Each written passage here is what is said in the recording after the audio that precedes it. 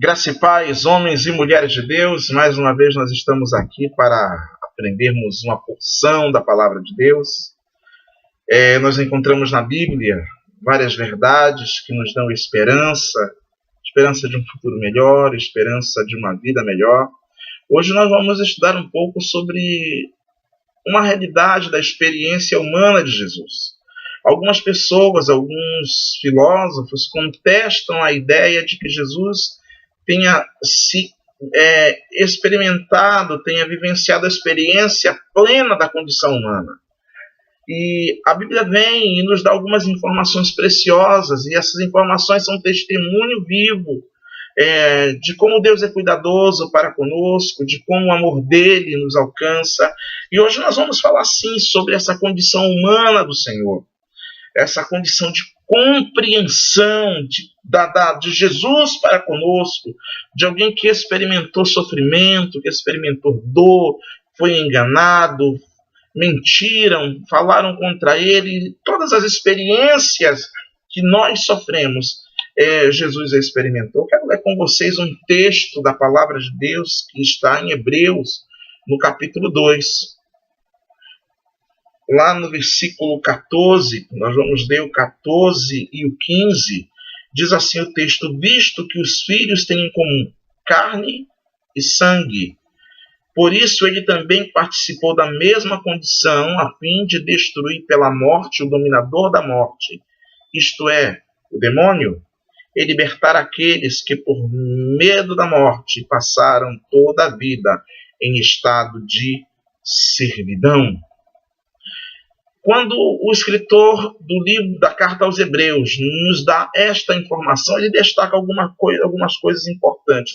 Uma das principais afirmações que ele nos dá, que ele nos informa, que está no versículo 14, ele diz assim, que os filhos têm em comum carne e sangue. Então, ele já nos informa logo de cara essa condição de Jesus e corrobora com aquilo que o apóstolo João afirma lá no capítulo 1, do seu evangelho, que ele diz que o verbo se fez carne e habitou entre nós.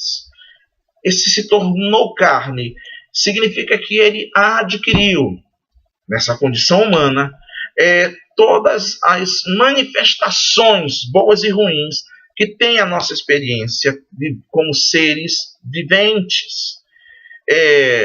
Essa é a primeira compreensão que precisamos ter. Jesus se tornou carne, participou da nossa condição humana. O que a condição humana nos representa, pastor? As fragilidades, as vulnerabilidades. Por exemplo, Jesus sentia fome, Jesus bebia água, a Bíblia diz que Jesus cansava, são condições humanas, coisas que fazem parte da nossa experiência particular. Jesus também tinha emoções, ele chorava, se alegrava, tinha compaixão, ele tinha ira, e nós vemos os evangelhos nos relatarem várias vezes Jesus tomando atitudes em emoções, ele chorando no caso de Lázaro, ele irado com os vendedores no templo. Então Jesus experimentou dessa condição humana, essa condição da emoção, das condições reais do ser humano. Então a primeira coisa que nós precisamos perceber de Jesus, esse Jesus humano que habitou entre nós, é que ele participou da nossa condição humana. A segunda coisa que nós precisamos ter é que ele foi tentado como nós. A nossa experiência humana também é permeada por essas tentações. Satanás ele é o agente que nos tenta. O objetivo de Satanás é nos induzir ao erro, e ele usa as nossas fraquezas, ele usa as nossas debilidades para que nós possamos cair nas ciladas dele. Por exemplo, quando Jesus foi tentado, em um dos momentos de sua tentação, depois de Jesus ter sido batizado, ter passado 40 dias na presença do Pai, orando, jejuando, buscando entendimento em Deus, o texto lá nos evangelhos diz que Jesus sentiu fome.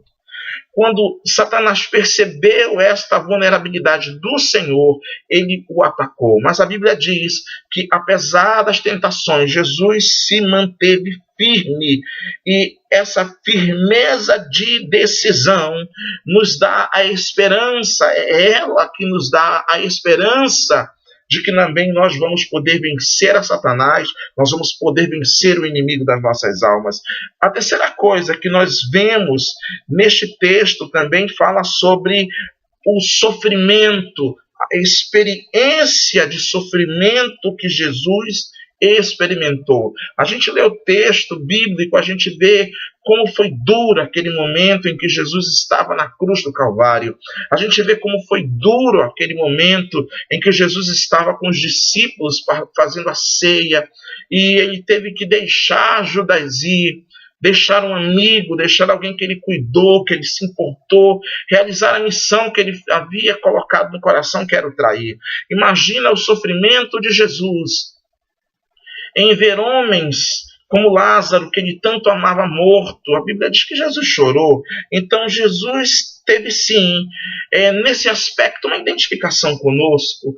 Quantas vezes a gente olha, Jesus não experimentou essas coisas, Jesus foi alguém muito especial. Não, Jesus experimentou as nossas emoções, as nossas frustrações. Olha, tem dia que muitas vezes a gente amanhece assim triste, cambaleando em pensamentos, em tristeza, em dor. Imagina Jesus em momentos cruciais da vida dele, ele teve a mesma experiência conosco. É por isso que ele consegue nos compreender em nossas debilidades. E uma outra coisa que a Bíblia diz foi que Jesus morreu. A última experiência de um ser humano é a experiência da morte. E a Bíblia diz que Jesus padeceu, que Jesus sofreu. Mas a Bíblia também diz que por causa desta morte ele foi coroado de honra e glória.